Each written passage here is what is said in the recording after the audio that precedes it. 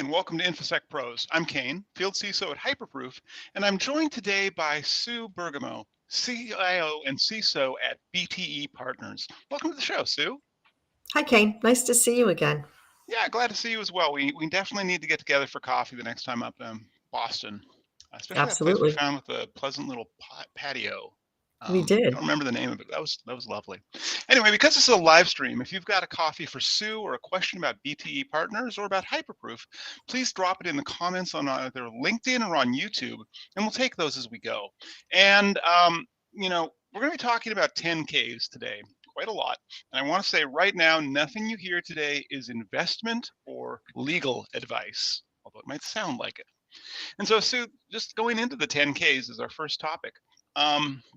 The new SEC requirements require Section 1C of the 10Ks to have cybersecurity disclosures, and that's now in effect. And it's, to me, made for some gripping reading.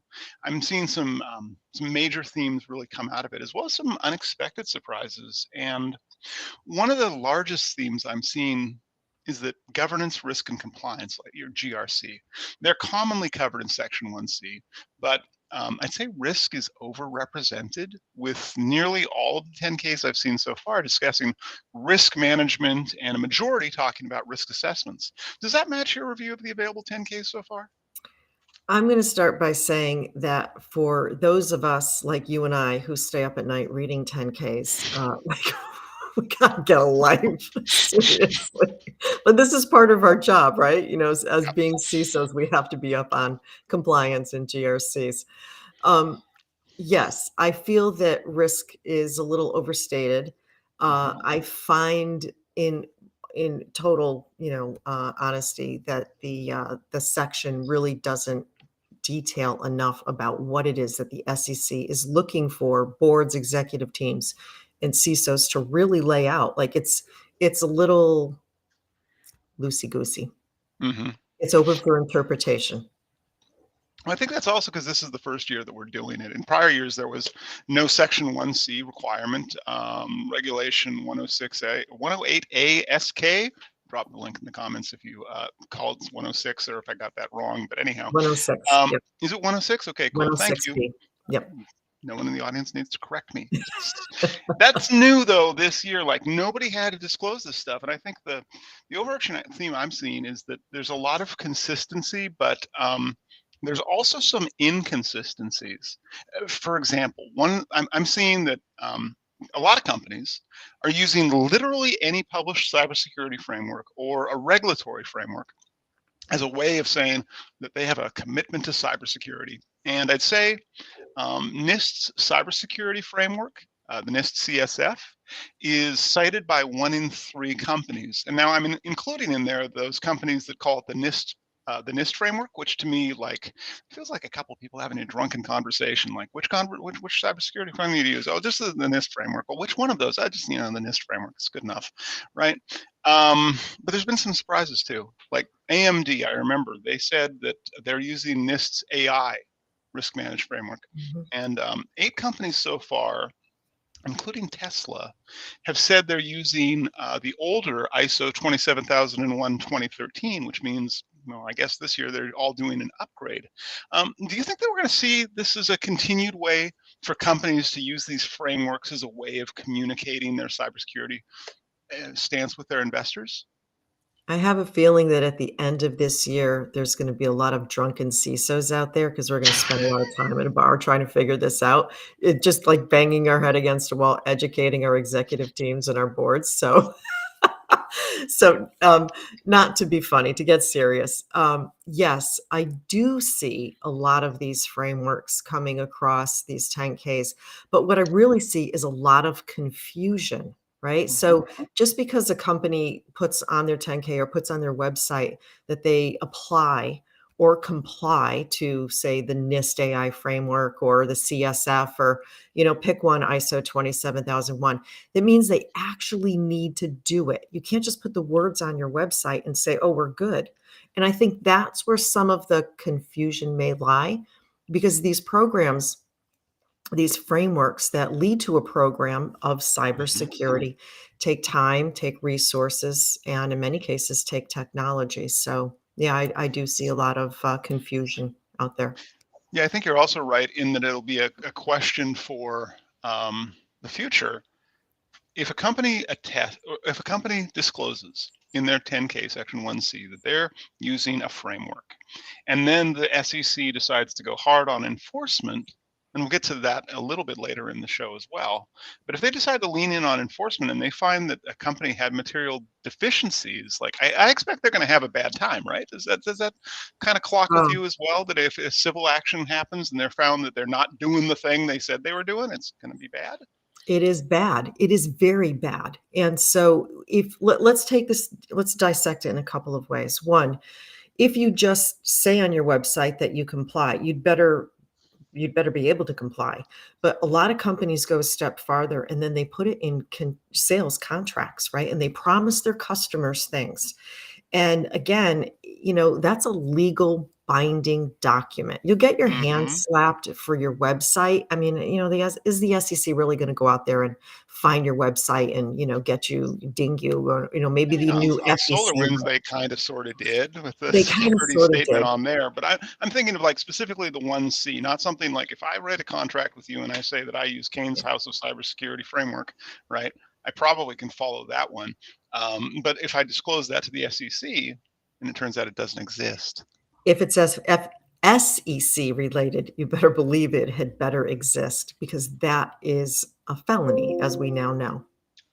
potentially, we have Potentially, yet to see it come potentially. out final. But I want to go to a question from the audience as well, and I want to thank the audience for dropping questions in the chat on either LinkedIn or YouTube. Please do drop those in. And our question from the audience is, how can a company effectively balance the need for transparency in its cybersecurity disclosures required by Section 1C with the need to maintain operational secrecy to protect against cybersecurity threats?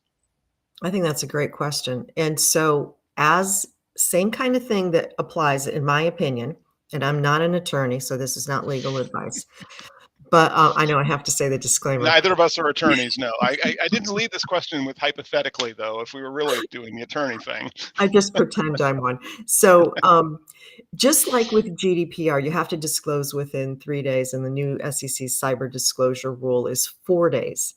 But it says that you have to disclose. That doesn't mean that you're gonna have all your forensics done and that your investigation has concluded. So, really what you're going to be doing, again, in my opinion, which is not legally based, you're gonna be disclosing to the SEC, but then you're gonna be backing that up in some periodic, regular fashion with what you found, because that's what they're asking us to do, is to actually show the investigation that has led to this disclosure around materiality. Mhm. Yeah, I think that's a great way of looking at it. Again, not legal advice. The Yeah. other thing that I'm seeing out of the 10K, and gosh, I want to say it was Harvard Business Review earlier this year had a whole article about how the audit committees, like if you live in the audit committee, your life is miserable because you're just getting everything handed to you. And in terms of reporting, what I'm seeing in the 10Ks, the audit committee seems to be receiving the majority of the reports, which, like I said, that's got to be hard given they've got a grab bag nature these days, and they have to read everything that's sent to them just as part of due diligence. Do you think the audit committee is really overstretched at this point? I've sat on audit committees reporting to the board.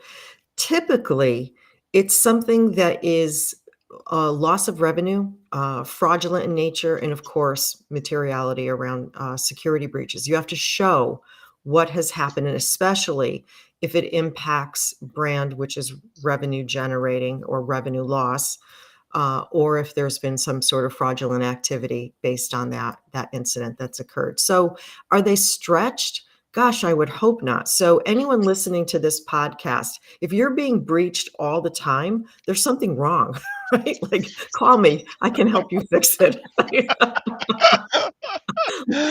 No, in all seriousness, that's my measurement when I go into a company and look at what's happening. Like, honestly, if everybody gets attacked every day, all day long, like you never go to the board and say we've been attacked a million times a month or 10 million times a month. What you are going to go to the board and say is it's the one that got away from us that actually got in. So that should be your measure of how good your program is. Yes, you are being attacked. We all know that, but how many are actually getting in? And hopefully the number is extremely small, if at all non-existent. And if not, please call me. I can help you fix it. Yeah, and I think also the meaningful attribute there is who's allowed to declare a breach. Because you're Mm. right, incidents and events, I mean, events happen all day long, every second. Incidents probably happen similarly. That's an interesting thing, actually, on the 10K, 1C, as well as the 8K. The SEC kind of conflated incident with breach. Mm. Right? They said we have to declare material incidents. They didn't actually go with the legal word, or the, well, pseudo legal Well, word of breach. And you have to wonder, like, are you going to start seeing incident responders coached to not use the word incident? And if so, like, what do they do now? Are they event responders? so I do use incident and event in my program because it's easy. But it was funny. Years ago, I worked at a company, and the DevOps people were like, "But we do incidents when we have performance outages." And it's like, okay, let me explain how. Like we have to get our terminology down pat. So I do believe that for actually declaring, let's use the term breach right now. Hmm. A lot of times there's an internal declaration, right? The CISO goes to, not the board, they go to usually general counsel Hmm. or their hiring manager, which is normally the COO, CTO, CIO, or maybe the CEO in some best case scenarios. And they say that we've had an issue, an event, an incident, a breach. They give as much information as they can, and then they start the investigation. Typically, and I would hope not, CISOs normally do not go to the SEC. That decision is made at a much higher level. We just gather the input for that decision to be made around the disclosure to the SEC I think that's very fair. And and to that kind of brings customers. us to our, And to go ahead. customers. Yep. Yeah, and to customers. Mhm. Well, that kind of brings us to our second topic as well, and it's really about what it takes to be a CISO now in light of the new 10K requirements and other, like, existential risk happening in the world. You wrote a book, actually, right, about Did. what it takes to be a CISO, Yeah. and like what I've seen in the 10Ks is over 40% of the 10Ks say, they talk about the CISO certifications or their years of experience as a proxy for saying, trust us, they know what they're doing. Is that good enough? Is it good enough? When is security ever good enough, right? It's it changes constantly.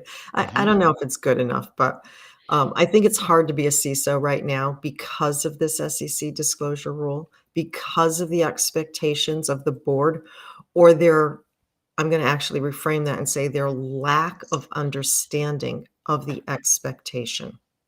And I think that that's really where the line gets drawn, right? And it's sort of hard, fast for the board and the executive team, but unless they really have a true understanding of what is happening with this rule, I think that there's some misconceptions out there. And this is not just about incident response.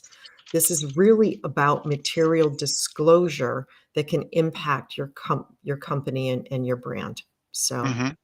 I think that for anyone listening today, if you don't really truly have an understanding of this rule, read it. It's fascinating. Yes, it's long, and it can be boring to non-compliance people. But I think that overall, uh, gaining that understanding or talking to people with compliance experience or talking to your general counsel, hopefully they would understand how to guide you. So then, just to take a question that came in from the audience there, that I'm going to flip, summarize the question. So it sounds like just having a CISSP and decades of experience isn't enough to be a CISO these days. You know, I get crazy with this one. I have decades of experience. I don't have the CISSP. I have a master's in cyber with a concentration, a minor in international terrorism. Does that not make me qualified? I read the CISSP for fun. right? It didn't tell me anything that I didn't already know.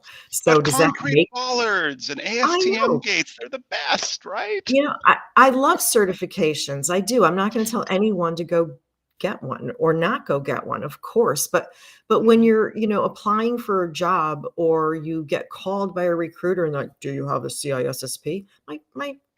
Who cares, right?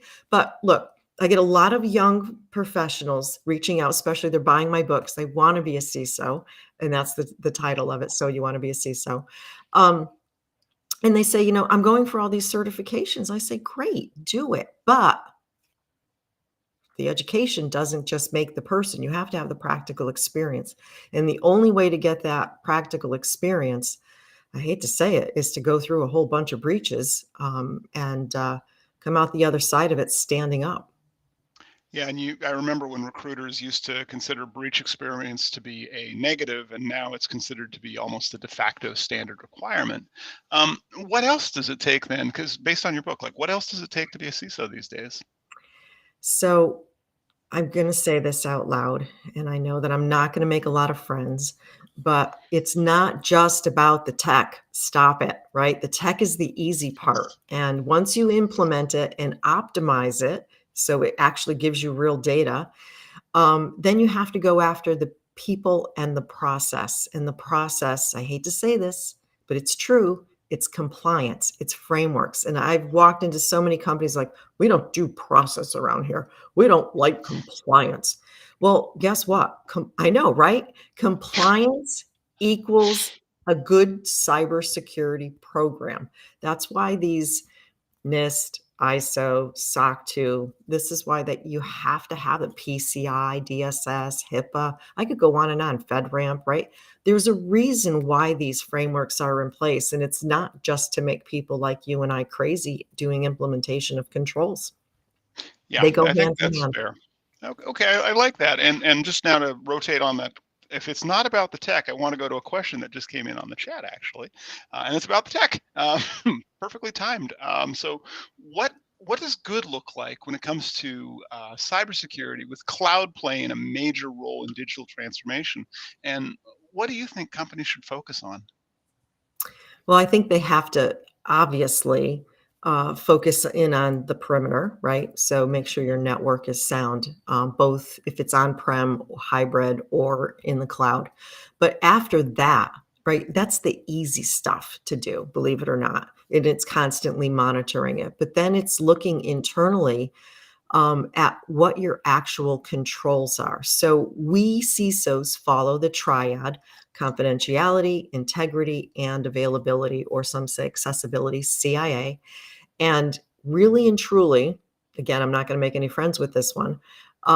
Look internally at your application controls, Hmm. right? Both onboarding, offboarding, changes in employment status. I'm meaning, if somebody moves into teams, one team to the other, are you changing their access levels? Are you abiding by the access of least privilege? Um, and then your engineering principles. I love engineering teams. I hang out with a lot of smart, smart people who create great products. But when I start talking about the secure SDLC, they go, yeah, this company doesn't really follow anything. And that's really where the issues, this is my opinion, the issue really lies. You can protect the network all day long, right? And that's easy table stakes.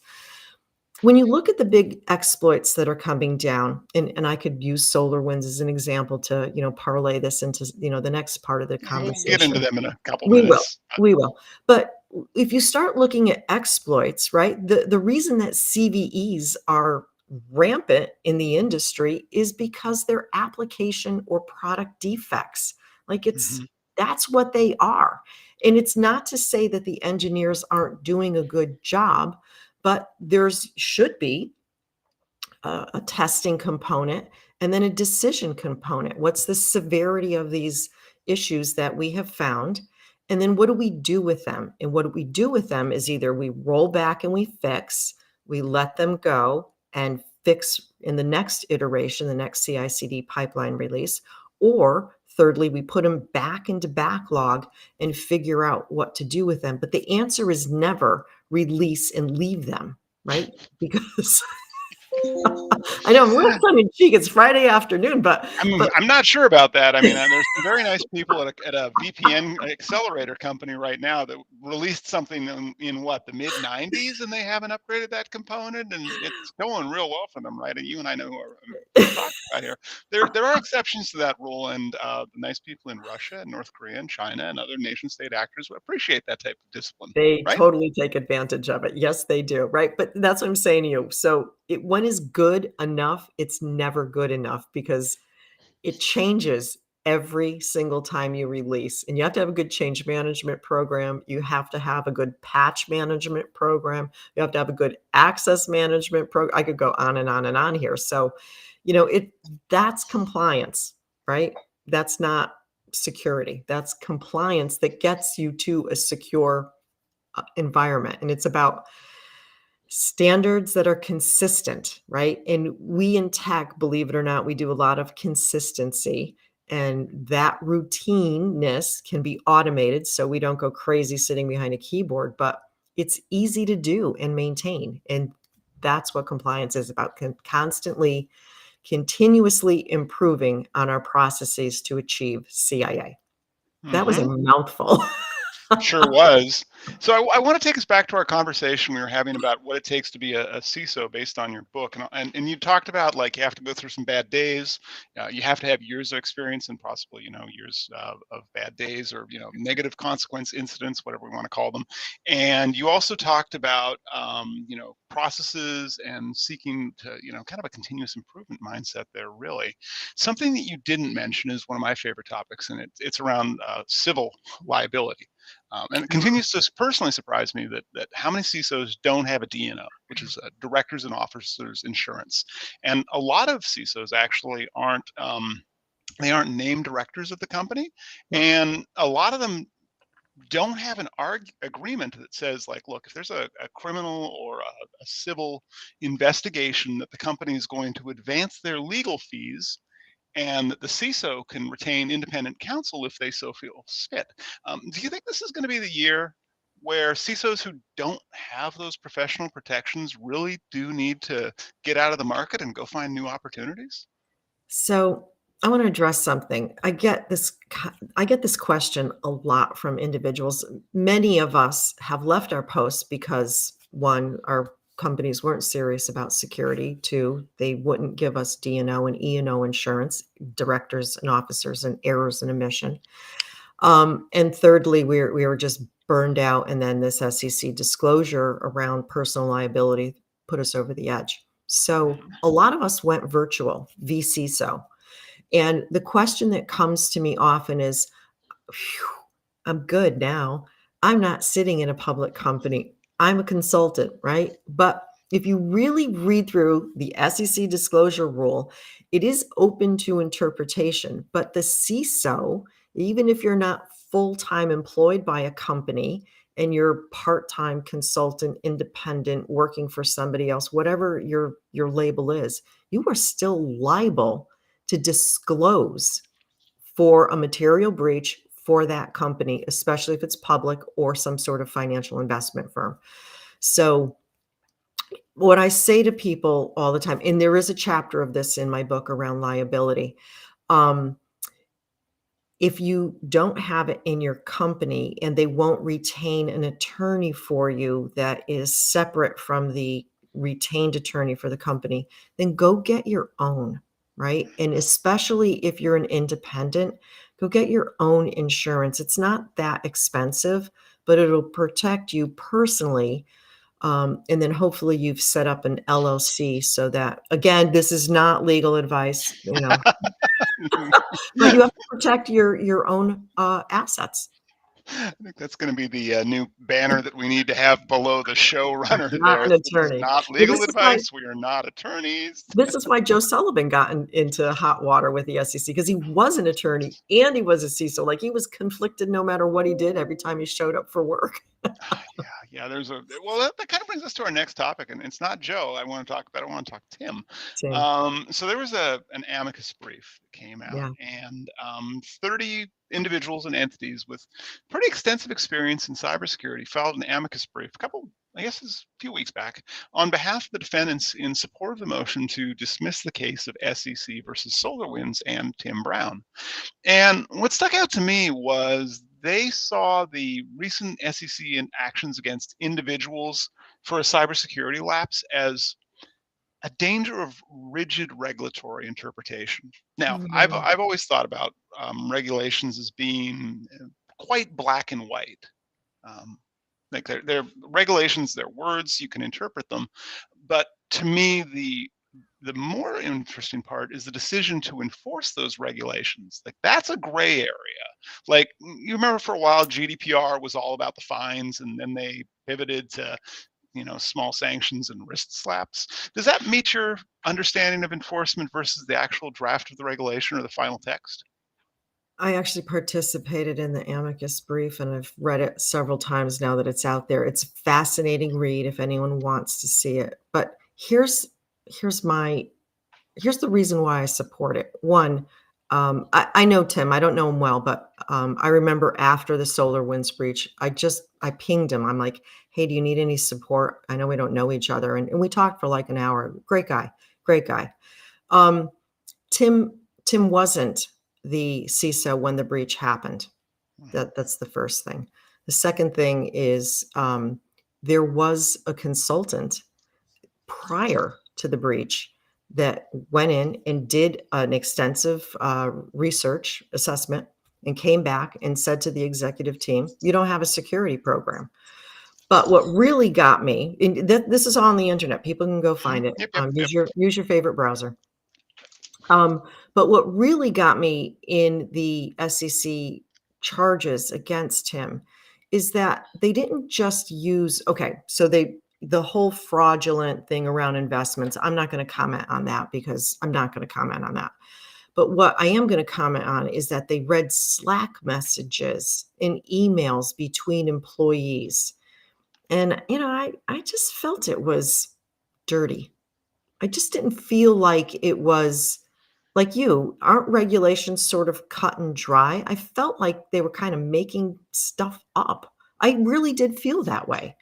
And, if you're gonna charge someone with a felony, I think it needs to be pretty concrete. Like, there was one line in the brief where supposedly, Tim said, "Oh, I lied," in a text message. D Mm. Is this what we're doing to our CISOs? We're gonna go that far down the line and use conversations that may or may not have been realistic or politically in nature, or I don't even know what to call them, but is that what we're gonna do? Because most of the time, we tell somebody that there's been a material incident, and then Mhm. we're usually told under confidentiality, agreements to not say anything.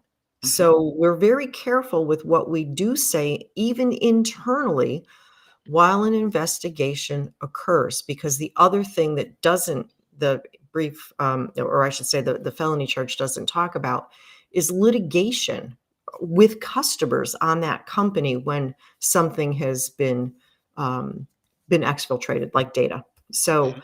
I just thought the whole thing was, I don't know, it isn't sitting well, right? And this is the second CISO. So at what point does somebody go to jail, right? Right. And if someone goes to jail, is this the year for it? And then how long will they go to jail for? And honestly, why? We're not the ones that are making those disclosures. We're just telling people internally that there's a problem. And a lot of times, depending again on the size of the company or the experience of the CISO, a lot of us are investment strapped, right? Some of us cobble together what we can with as few resources and tools as we can. So, should we be held responsible when a company decides not to disclose? Mhm. Yeah, I want to Again, this is where we need the show banner that says we are not attorneys. They're I think not Ben attorneys. Yellen over at the Cyberwire has that like regularly on his podcasts because he is an attorney and he has to say this is not legal advice. Hi Ben, if you watch the show. Where I was thinking of this is just in defense of e-discovery, right? So what you Mm, just described, searching through Slack mhm. messages, that is your classic e-discovery motion that counsel will do. And I can think of, we'll say, a hypothetical disclosure that I was hypothetically part of watching, where I had to watch an attorney ask an incident responder about the meaning of a poop emoji, which was a response to a comment about a potential incident that may or may not have happened. Wow, I'm definitely not an attorney, but hypothetically though, that may have happened. And I now know CISOs who are coaching their incident response staff to not put it in text. And this is different than like the classic dual track where normally you'll do your internal business process incident response and that can commingle opinion and sometimes not. And then the attorneys do a whole other one, which is only meant in preparation for pending potential litigation. Are you seeing that too, where CISOs are getting really anxious about what people are writing down in response to what happened to SolarWinds and Tim Brown, or what's happening right now? They should be. They should be very, suspicious, um, just careful, right? Especially with what happened. So I wanna go back to a couple of things. When an incident occurs, if your company is using Slack, then set up a private channel, right, to share information with a set number of individuals. Most of the time, there's only a few individuals that are read into a breach, right? Hmm.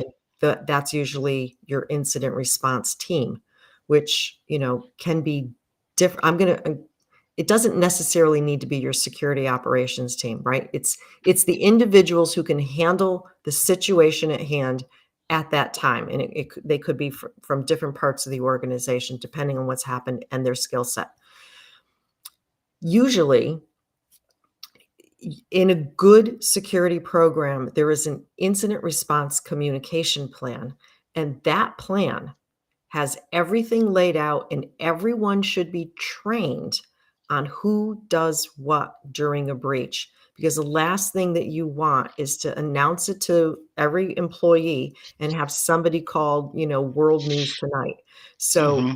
everything is laid out, everything is planned, everyone knows their roles and responsibilities. And when a communication needs to occur, it's usually written from legal. Hmm. So, And intentionally so. and intentionally so. And then typically there is a post-mortem lessons learned, whatever you want to call it, that Hmm. we go through and we say, here's what happened. Here's what we could have done better. Here's what worked well. Here's how we change our procedure.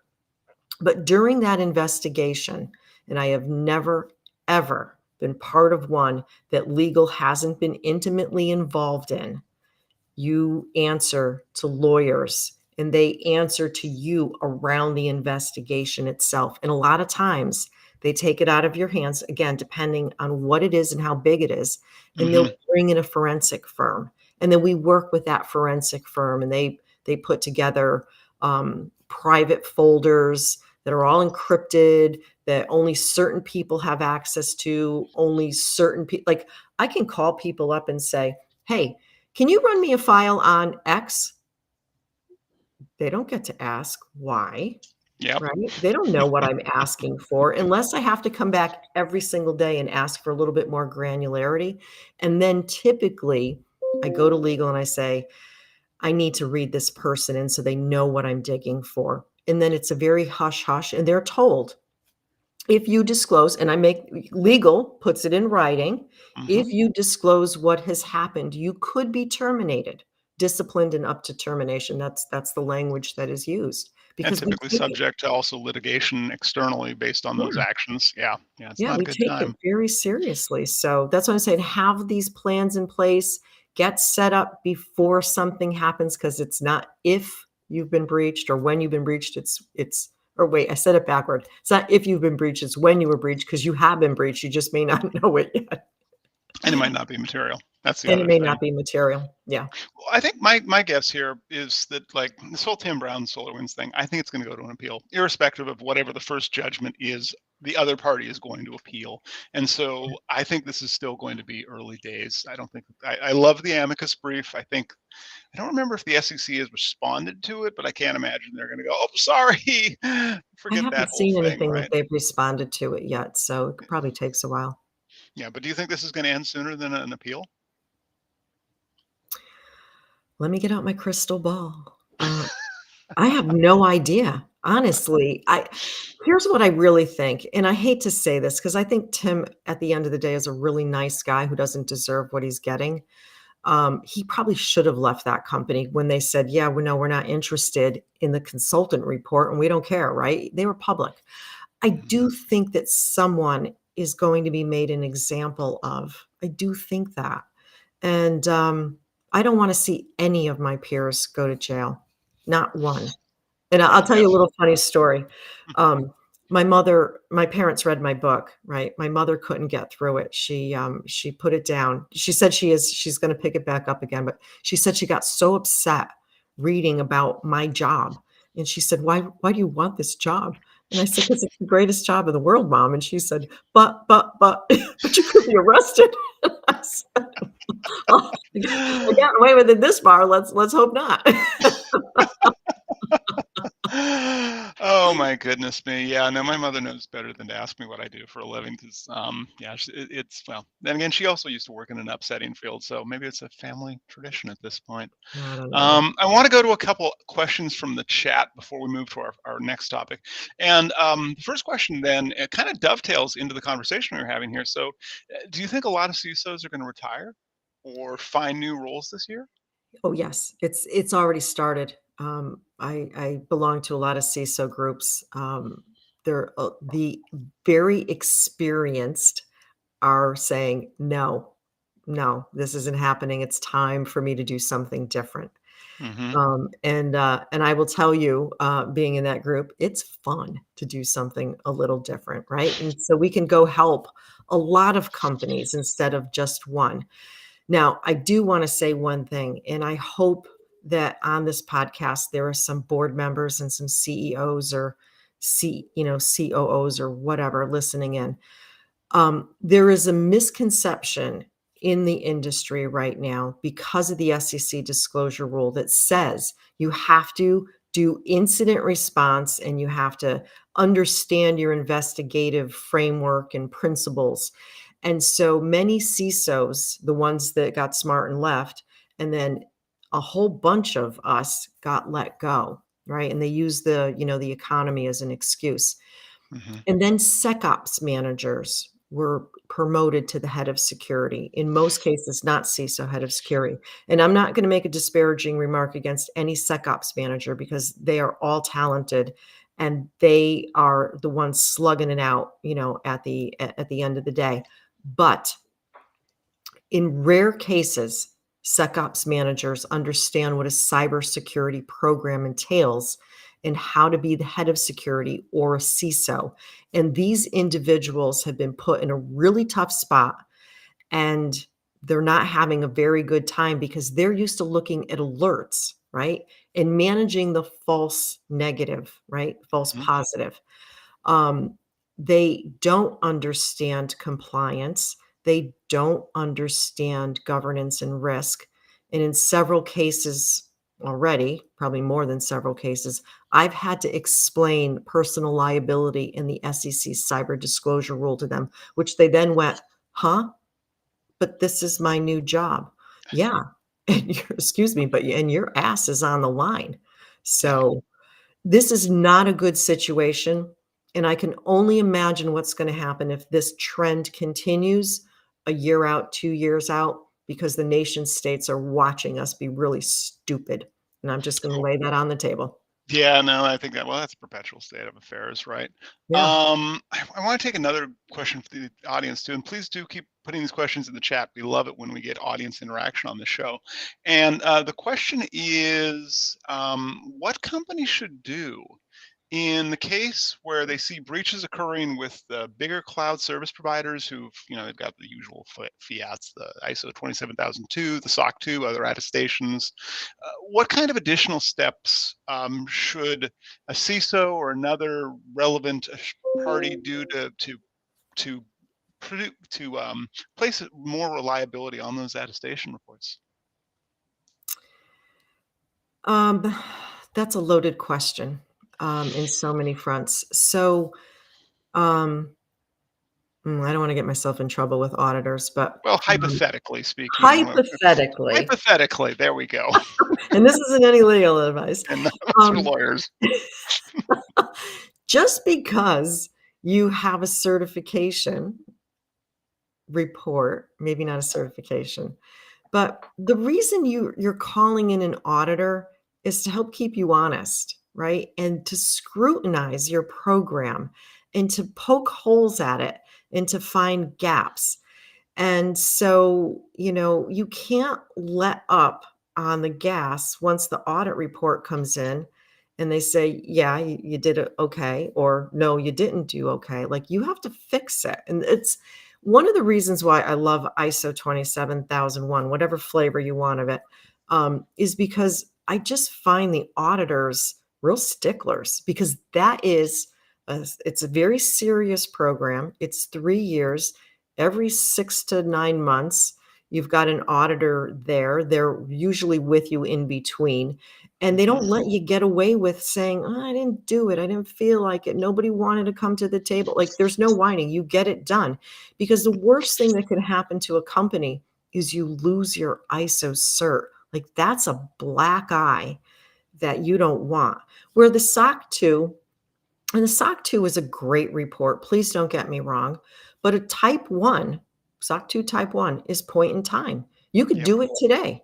Doesn't Yep. mean it's not a pass or fail. It's what does it look like today, right? And then you don't ever have to call the auditor back if you don't want to, but you Mhm. should, right? So you know, there's different levels of competency and there's different levels of attestation. And I do think that you should be holding your primary vendor's feet to the fire to say, do you have one of these frameworks that you can comply with and attest to with evidence that you're doing the things that you say that you do? Because I always use, sort of my rule of thumb.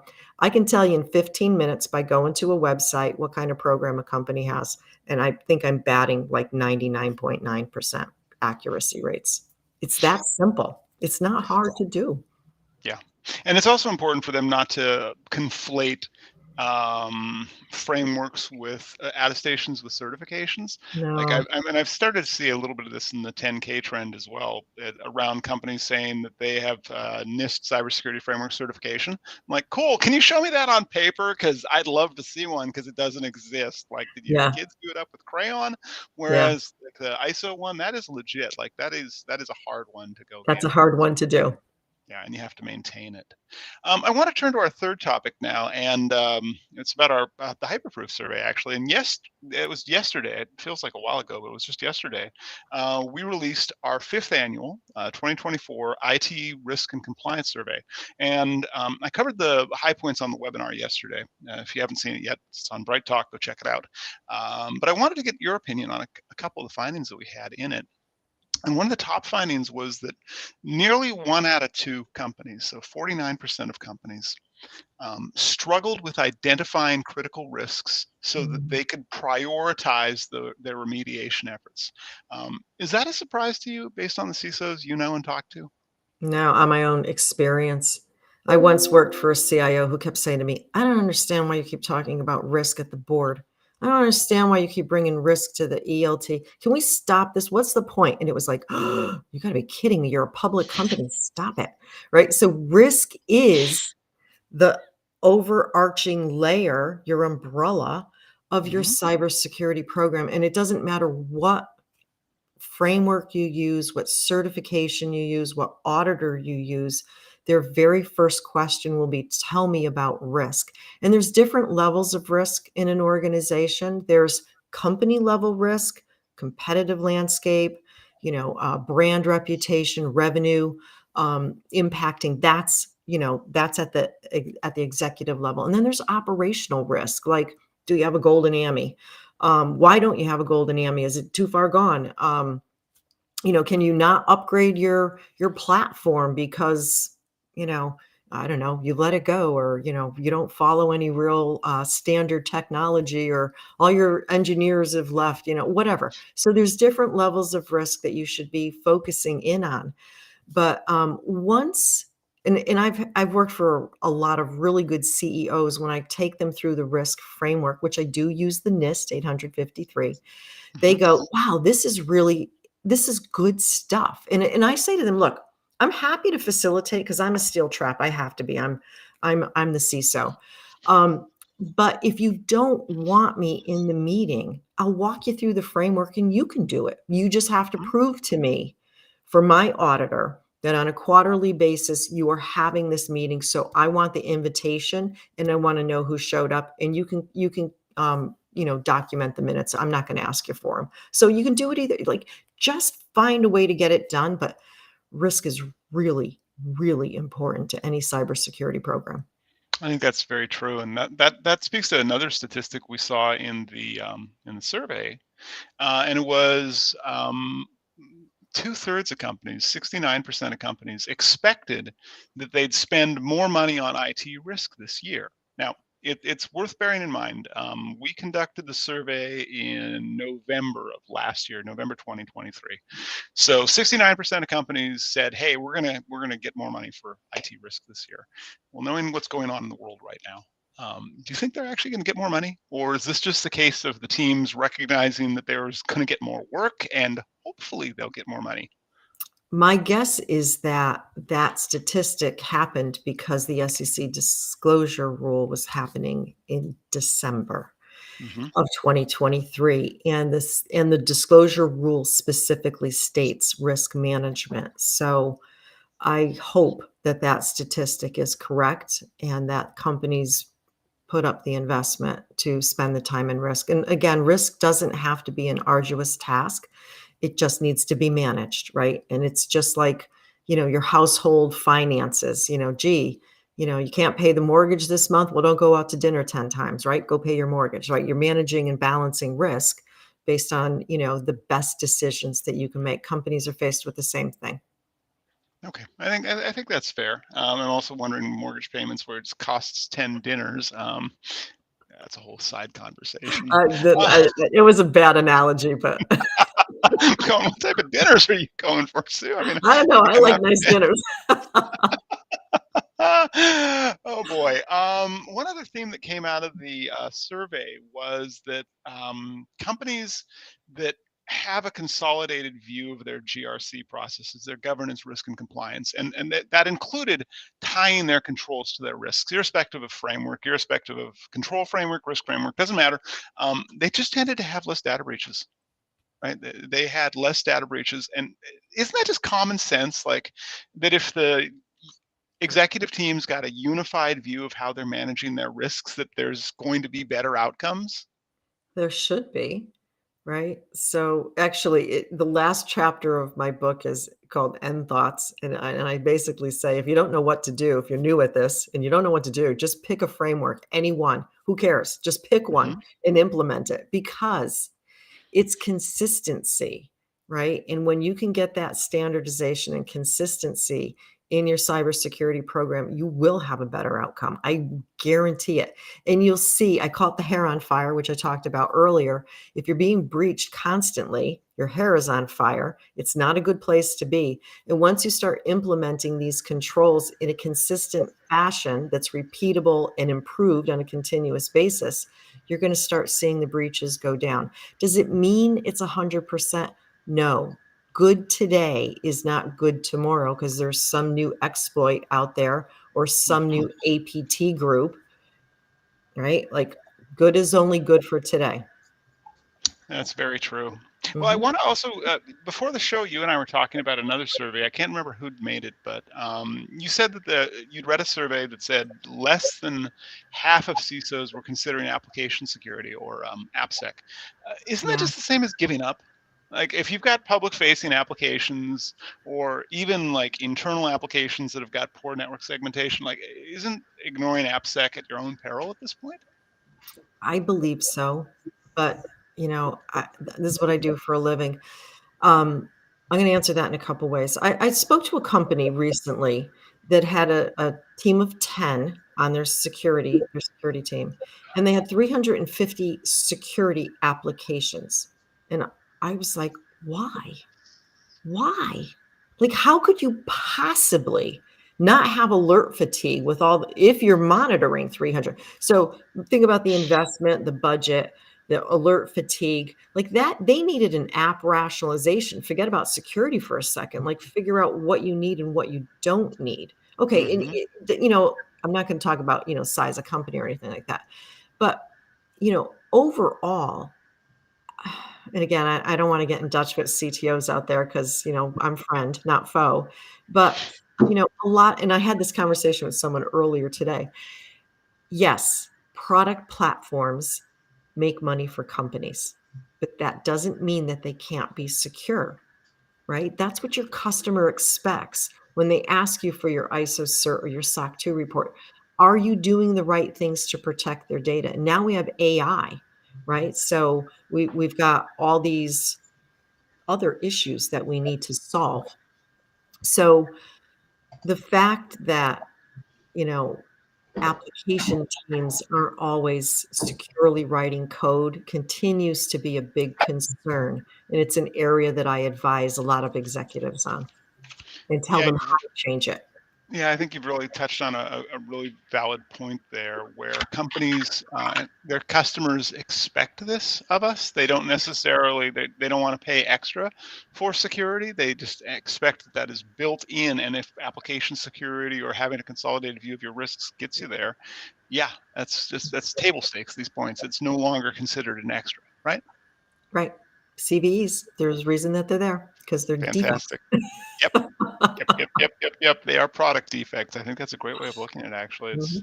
Yeah, cool. Well, I want to thank you for being on the show today, Sue. And if you're watching this or listening to this, and if you know somebody we should have on the show, or alternatively, if you're that person who should be on the show, write a note in the comments or just DM me directly on LinkedIn. And with that, Sue, I really want to thank you again for joining us and thank our audience for tuning in on today's live stream. Thanks, everyone. Thank you, Kane.